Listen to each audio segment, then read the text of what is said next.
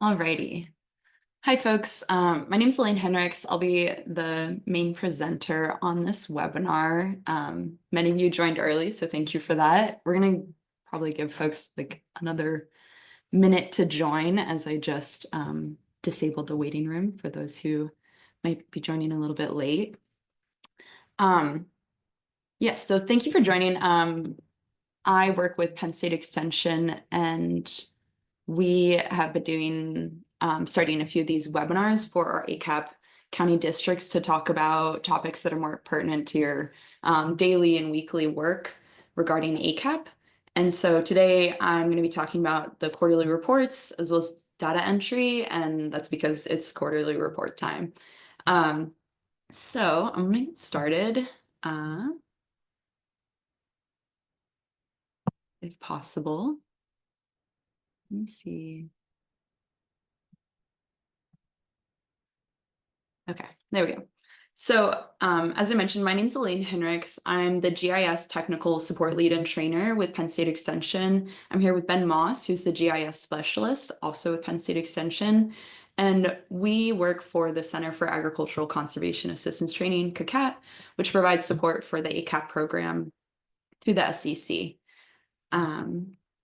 And today I'm going to run a few topics pretty quickly, well, hopefully quickly for you all. And then I want to open it up to questions to really talk about things that you have seen in the ACAP GIS tool that might be working for you, or things that you, especially as it's quarterly reporting time, if you have questions about things going on, we want to hear those. And I want to sort of open up as being more this tech support trainer to see if there's things that that I'm not yet aware of since I started in March. I'm still learning the tool, and I have a lot of things that I've been working on with Ben as well as our consultant Mike to make improvements to the tool that are coming up.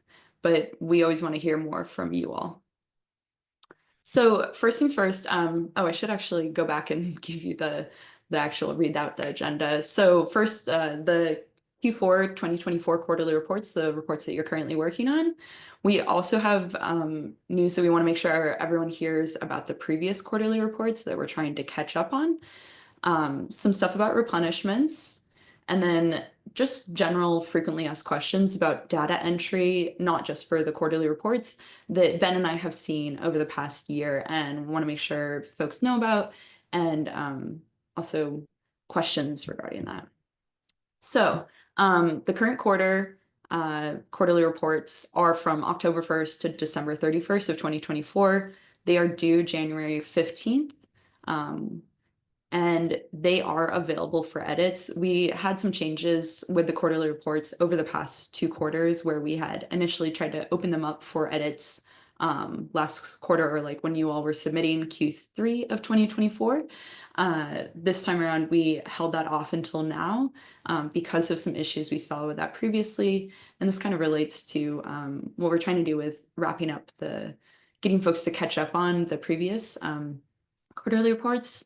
But what that means is that we had opened the quarterly reports for edits at the start of the new year, and they are available for edits. And if you haven't gone in there yet, please do so and start to poke around and make sure that things are working the way that you expect them to, because quarterly report season is when we normally see bugs crop up. And speaking of that, we saw an issue crop up that was just related to the new fiscal year funds, which we are fixing and actually already fixed, but there's still a slight 50-cent off discrepancy that we are still fixing this morning. The rest of it was fixed yesterday. So this is related to the new Clean Stream Funds, CSF, that was approved in the state budget in July of 2024. We enabled these funds within the quarterly reports for fiscal year, or for Q4 of 2024. That was enabled yesterday as we realized that it had not gone in properly previously. So these allocations are split into the unreported advance, which is into the spending status section, as well as the CSF funds 2024 within replenishment. So that's a new line in the replenishment section. And that is where both of those two fields, the unreported advance and the CSF funds 2024, currently probably free most yield. We've seen it for at least 2 districts so far, have an extra 50 cents in them, which should not prevent you from submitting your quarterly report, and is something we can fix manually on our end. But I wanted to let you all know in case you see that and are concerned. And we hope to have that fixed today. So that is just, you should be able to now go ahead and enter your advance amount that was sent by the SEC to you in Q4 2024 into the SEC advance field that's within the program income section. And that's the way you normally enter other advances that you've received previously, including the one that was from Q3 2024. But the new line item in the replenishment section is really the big change there. Which is exciting. And that was if anyone did already try and submit quarterly reports while we were addressing this issue, that was something that was showing up when you tried to enter the SEC advance field. It was saying an error that your SEC advance was larger than your unreported advance, and that was because the unreported advance was not showing up properly yet. So you should be able to enter that. If you aren't, please reach out to us as soon as possible so that we can make sure that it's working for you all as expected. But what I've seen so far in my tests is that it should be working. Oh, I should just mention too that's the main updates for Q4 2024. So far for quarterly reports, I have not heard of other issues yet, any bugs or whatnot. So if you do have bugs that you're experiencing, please let us know, because that's the one thing that we've seen so far, and which is less compared to last quarter, which is good. But also, I just want to make sure, since it's the new year, that you all are not being feeling left behind about something that you're experiencing and we don't know about yet. So this is the other piece of big news from the SEC. There are some districts that have been behind on their quarterly reports, and many of the districts have been caught up, but it's come to the point where we really need these previous quarterly reports to be submitted. And so the SEC has set a deadline of February 15th, 2025 for districts who are behind on quarterly reports to get those quarters current. This is it's critical to the functionality of the ACAP reporting tool, where the way the quarterly reports are sort of the numbers are calculated as you go. It really depends on the previous quarters being in and being accepted and submitted, or submitted and then accepted. And so that's on our end for the Penn State and the SEC team.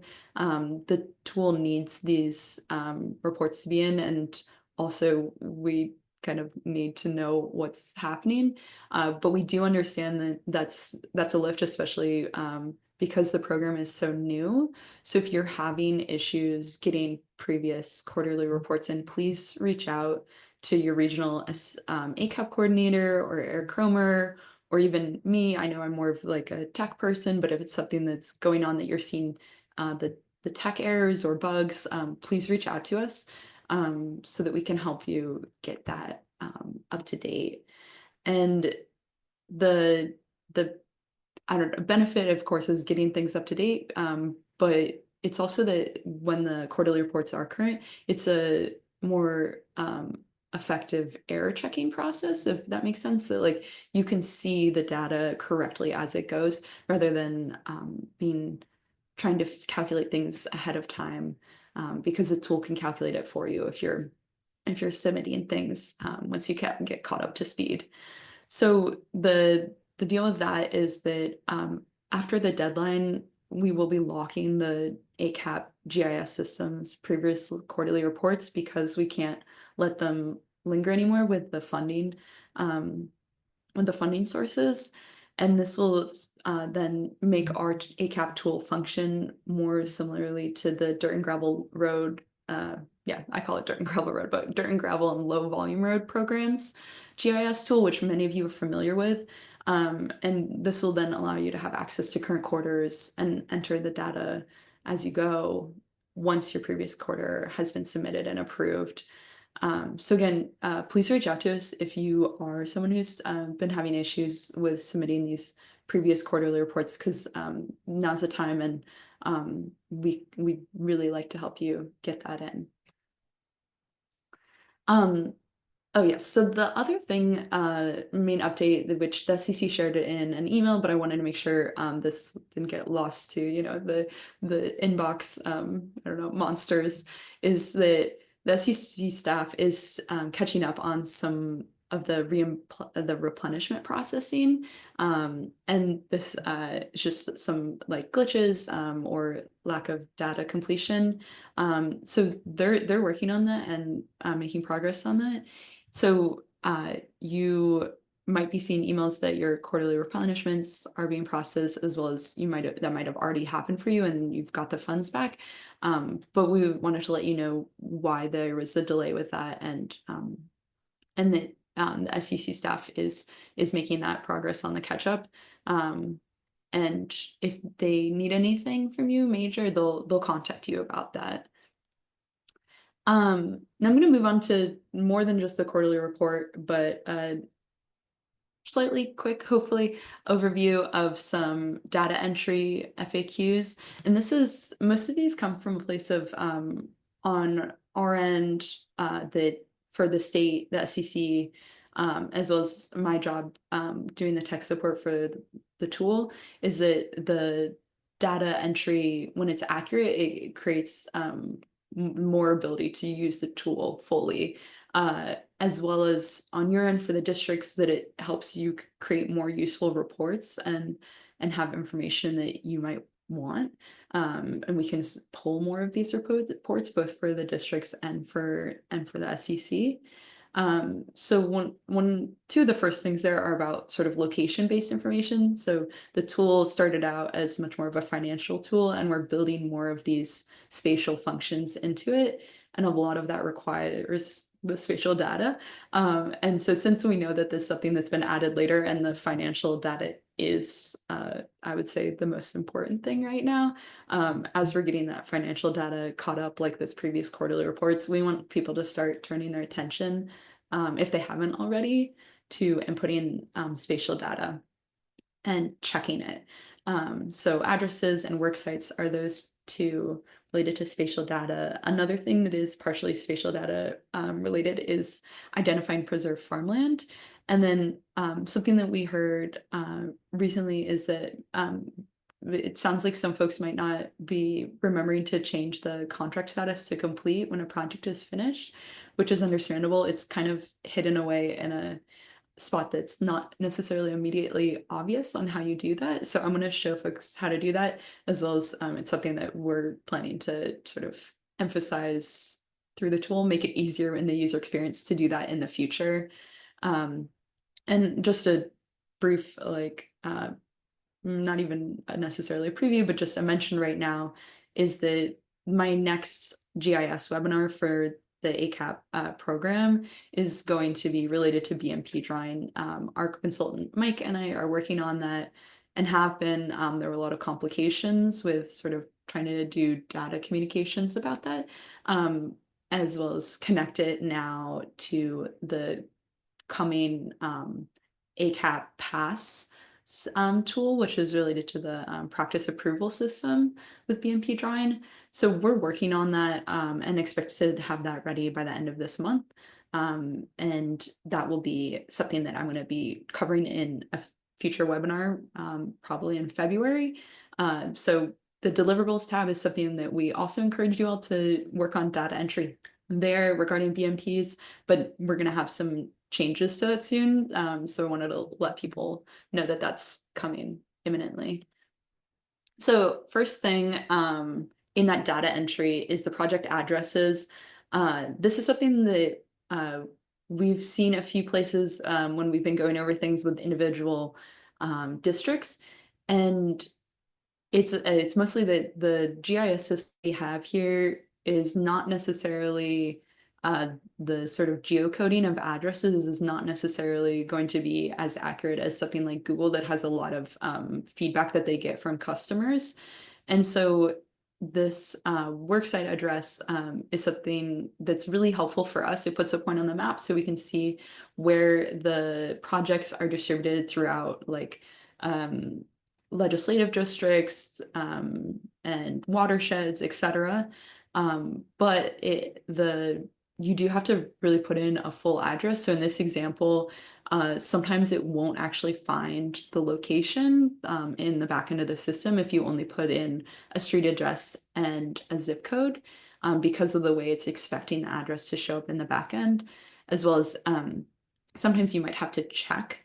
As again, if you don't put in a zip code at all, it may not find the address. And so you can usually, if you go into the contract editor and you hit this button that is just to the right of the worksite address field, it's a little map, and it shows a pop-up here that will bring up this sort of smaller map within a map.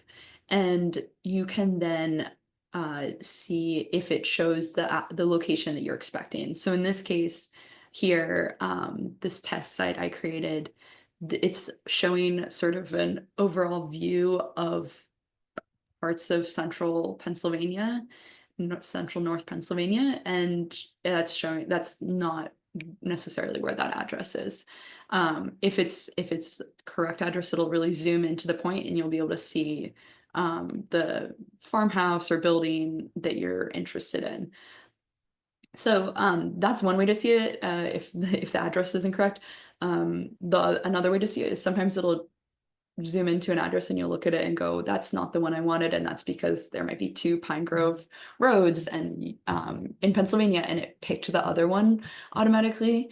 But in this case, if it's showing sort of this zoomed out view of the map, you'll see an error message in the bottom right corner of the screen that'll say that there's not a good match for the address, and that it recommends modifying the location. So I'm going to show you just a quick sort of video almost of that, where you can edit the address in this sort of map pop-up by typing it and then hit the search button on that pop-up, and it'll then zoom right to the address you want. You can also drag and drop the red dot that's on the map, and that can then, if you just want to note that sometimes addresses will show a portion that's not exactly where you want it, but you want it to be in this portion of the field of the farm property. Yeah, so that's how you do it. You hit that after you've chosen it, you hit that use this location button, and it will update the worksite address again. So that's really helpful for us and for you all as trying to do those, produce reports in the future on where these projects are. And the other thing then related in spatial is the contract work sites. So this is where you can go in, and that address in the first place, the correct address, helps you get to the worksite address that you want to be at. This is where it's kind of a two-step process. You either select or draw a tract that is the parcel boundary, and then you use that tract to select a work site from that. And this work site then allows folks to see, the parcels that the project is on. So that's really helpful, especially if you have a project that's on multiple parcels that are not necessarily all at the main project address, and is also helpful for the future BMP drawing that's going to be coming in soon. So this little animation shows a screen recording of how you can do this. In this example, there's two different, depending on your county, two different options for the tract portion of creating a work site. And that is if you have parcel boundaries available in your county on our GIS tool, and if you don't. And that's something that we're adding and trying to get those parcel boundaries ourselves. But if you live in a county and you go on the map and you try and hit that button on the contract editor that says create edit worksite, and you come here and you don't see parcel boundaries, please reach out to us, because we're trying to add those, and sometimes it requires just some contact directly with your GIS teams at your local county government. Um, so you can select multiple tracks when they are available, and then you can also, in this case, that's showing currently, is you can also draw tracks. So that's the little green button. The plus sign allows you to draw tracks, versus the little gray mouse button allows you to select existing tracks.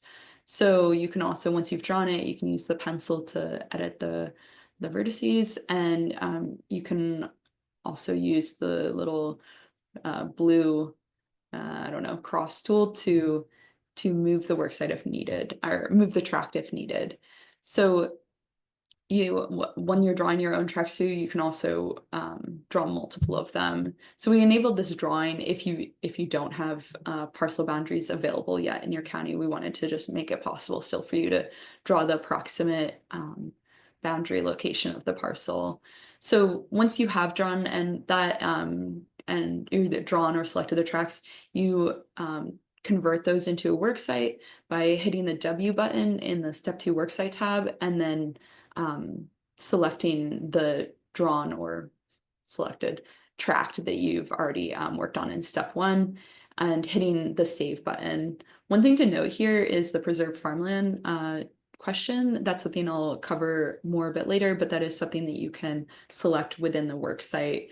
And the other thing there is that the tool automatically calculates based on a map layer if the project is within karst terrain. So that's kind of a lot. That video is available online, but I wanted to walk through it since I heard at our October Keystone trainings that some folks wanted help with drawing contract work sites. So this is the preserved farmland. The top right is what we just saw with the worksite editing option. And then you also have the ability to select if the project is within preserved farmland, within the contract editor, there's a little checkbox in the top right there. And this is preserved farmland. The sort of label here is actually not just general preserved farmland, but PA Department of Agriculture Bureau of Farmland Preservation easements. So if you have more questions about what that category means, please let us know. But that's the category that was decided for this sort of analysis or documentation. And next thing is marking contracts as complete. As I mentioned, this is a little bit hidden for some people to see, and that's because it's under project status when you open an individual contract, and it's not always noticeable because it's just labeled as contract, and we see the word contract a lot on the ACAP tool, so it's easy to overlook. But when you have completed a project and you've gone through the process of doing all the documentation and verification and the project is closed out, you can go into the contract editor here and use this drop down to mark the project as complete. And that just helps you and the rest of the team here at ACAP know that the project is fully complete. And we will try to make that more clear in the future, since we've heard that that's not necessarily super obvious.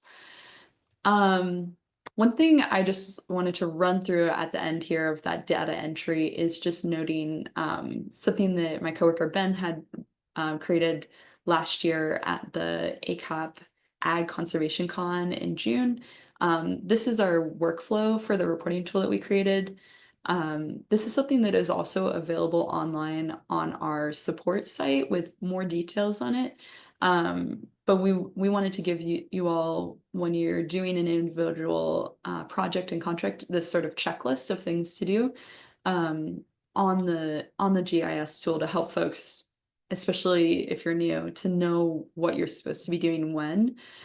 So we have 3 kind of checkpoints here. First one's the initiation of the contract. So creating the new contract, adding in the required elements, which are noted with the asterisks, red asterisks, in the contract pop-up, and then doing the worksite like I just talked about, selecting the BMPs that you're planning, the preserved farmland that I just mentioned as well, uploading the contract documents once they're signed, as well as before photos.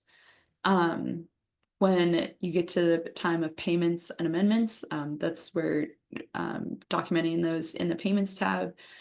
And then if there are changes that are needed, that you can go through that process as well. And the last checkpoint is that completion of the project, what I was just talking about before. We're going to be drawing those implemented BMPs in the future. The deliverables tab is part of that process with documenting the completed BMPs as well as the sort of details of the payment information, what was used for what. And then verifying the BMPs, uploading any after photos, which are super helpful for the sort of reports that created for the districts and for the SCC, those before and after photos, as well as communicating the ACAP program to more folks in the future.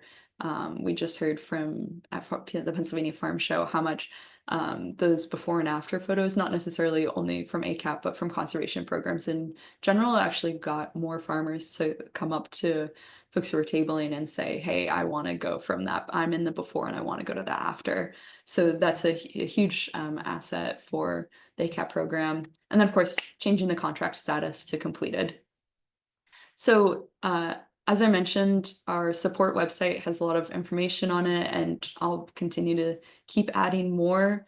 The documents page that's in that bottom sort of second from the right button is where you can find the workflow that's been created, as well as our previous presentations.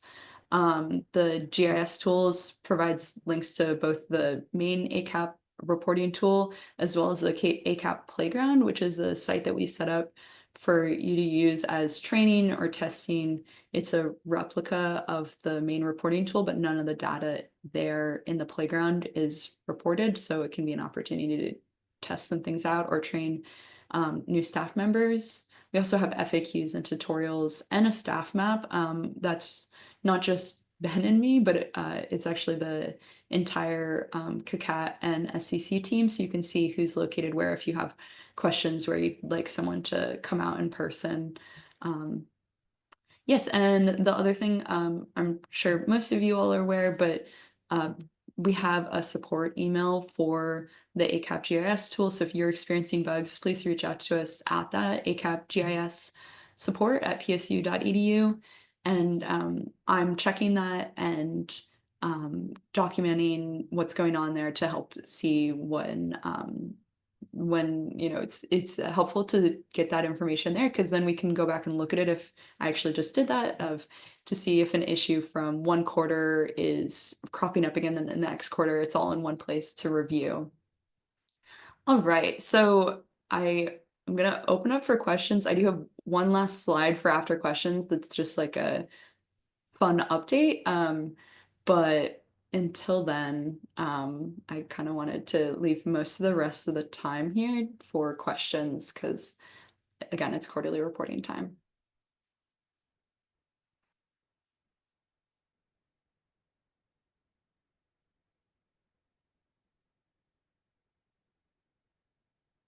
Is anyone having any issues with the current quarterly report?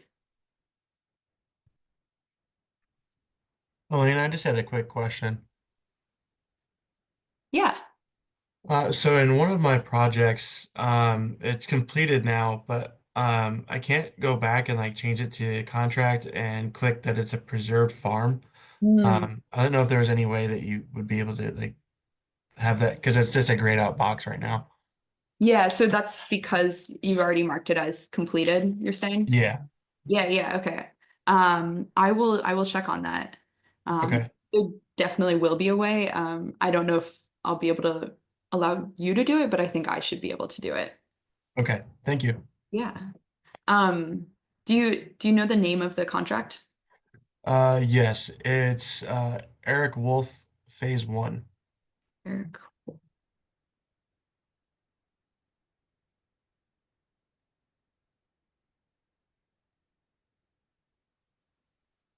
Thank you. Yeah, thank you, Thanks. Kelsey. Yep. I have a question about the deliverables tab. I was wrapping up a contract, and under the deliverables tab, under the project expenditures, it breaks everything out for materials, equipment, labor.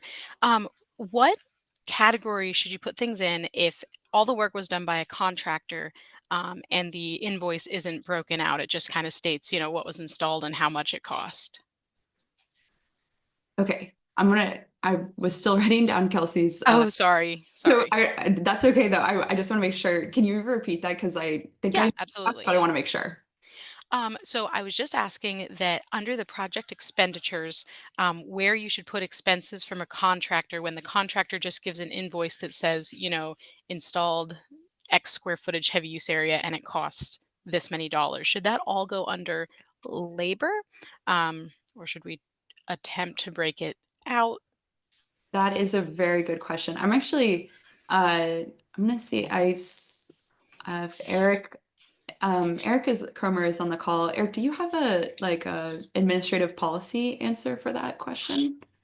Yes. So what we're um, asking you guys to do is just do a best guess on that.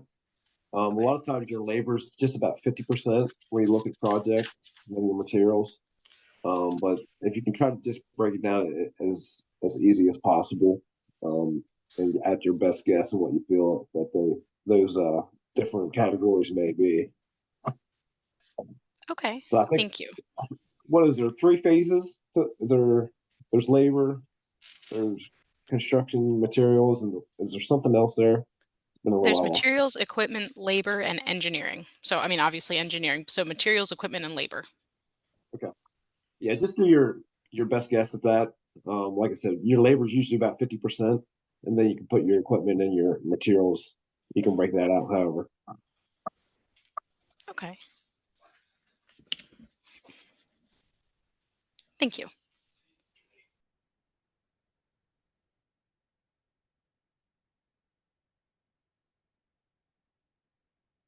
Elaine, there's a question in the chat. It says, we have a project that was canceled. Should we zero out the information and mark it completed, or could another option be added? Yes, that's a great question, Chelsea. That's actually something that we've been talking about slightly with the SEC and CACAT is that we've heard about projects being canceled and how to handle the documentation of that. We have not enabled that yet. I would say hold on a little bit.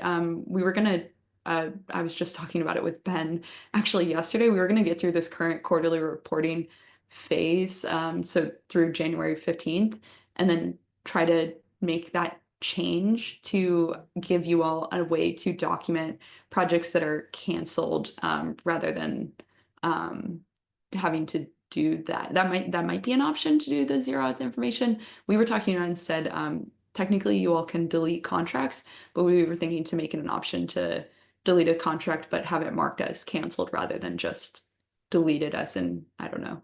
I I delete a lot of contracts when I'm testing, not your contracts, obviously, but when I'm testing my test contracts. And so we know that sometimes people accidentally might hit, oh, I'm adding a contract, but it's not actually there. We want to give you all a way to document projects that are canceled, especially if it's something that you want to know, like, all right, this farmer, like it previously was canceled, but maybe it's coming back around again, and you don't have to sort of start from scratch in your knowledge within the GIS system. So we're working on that, and we want to give you that option. Yeah.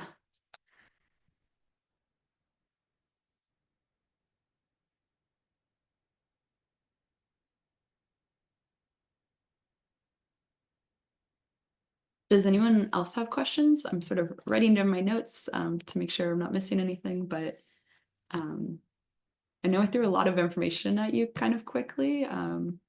Is anyone um, having any other issues that they're seeing with the quarterly report or elsewhere in the GIS tool right now? I have another question. Is there, I know it was mentioned that at some point there'll be a way to do an amendment that decreases the total contract amount. Is that available yet? Or is there like a timeline on when that might be an option? Decrease the total contract amount. So Mm. instead of doing an amendment to increase the project by 10%, we want to decrease the amount. Funding was received in other places, and so it would be to decrease the total amount. Yeah, I might throw this question partially to Eric, since I sometimes forget how we exactly want to handle these things, being relatively new and also being more on the tech side. Eric, do you know if we have a categorization for that already, or if that's something we're planning on? No, there's no really categorization for that right now.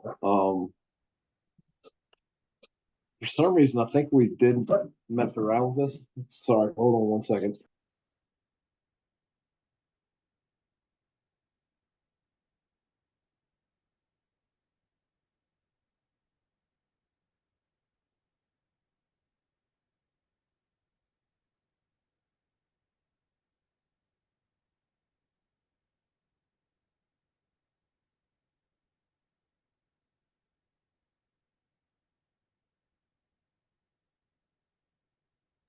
All right, sorry about that. My dogs are getting crazy.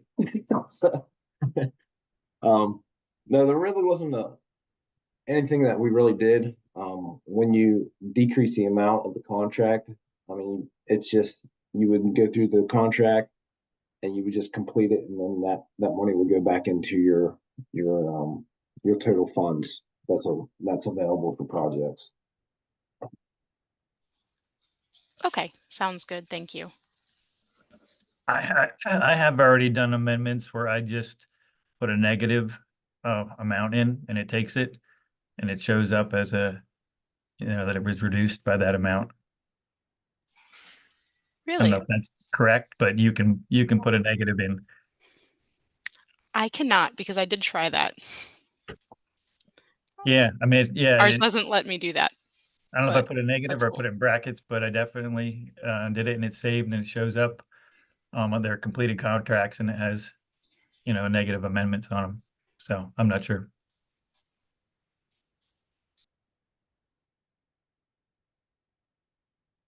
I can check on that to see exactly how that worked for Gary and not for Abby.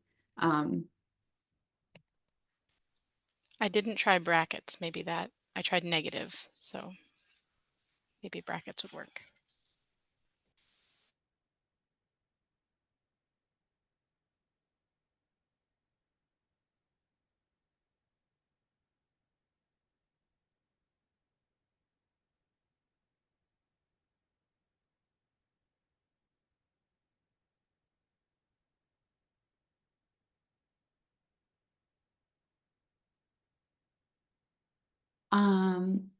Let's see. Does anyone have questions about the previous quarterly reports and the process to get caught up there?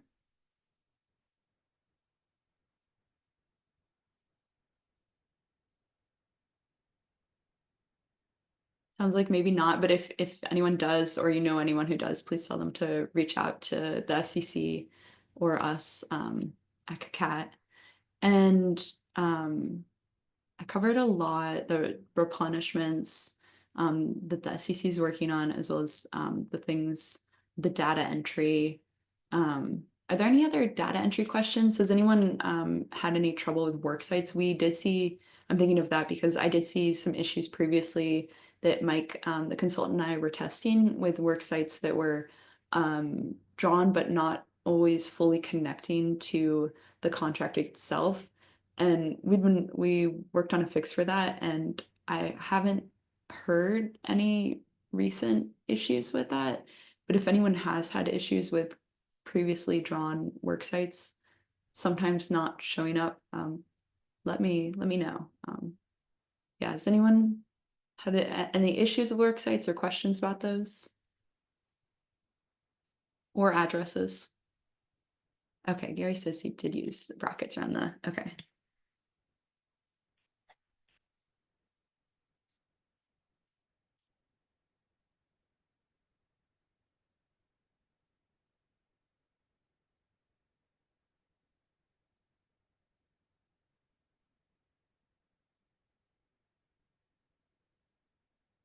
Any other questions? Does anyone, yeah, I'm thinking, I don't want to keep you all if you don't have more questions. Okay, so if you, I'm gonna let us hop off early, but if you do have more questions, please do reach out to, if it's more of a tech bug type question, or you're seeing an error, you can reach out to ACAP GIS support at psu.edu. You also can continue to reach out to the great folks at the SCC and the regional staff. They're super knowledgeable about the tool, and they pass on things to me as needed. And then, of course, too, about the, especially the previous quarterly reports, or if you have administrative sort of policy questions, continue to reach out to the SCC, and you can also feel free to reach out to me, and I'll probably route you back to them because I'm not the policy expert like they are. But thank you all for your time today. We really appreciate it. And we hope to see you in hopefully February for another webinar about the BMP drawing that we're going to be adding to the tool. So thank you so much. Oh, yeah, and Jenny reminded me of a good thing is that we recorded this meeting, and the recording will be sent out in a list to the ACAP SCC listserv, which if you're not on that for some reason, please feel free to reach out to us at Penn State to get you on that listserv. All right, well, thank you so much for your time, and we look forward to seeing you soon.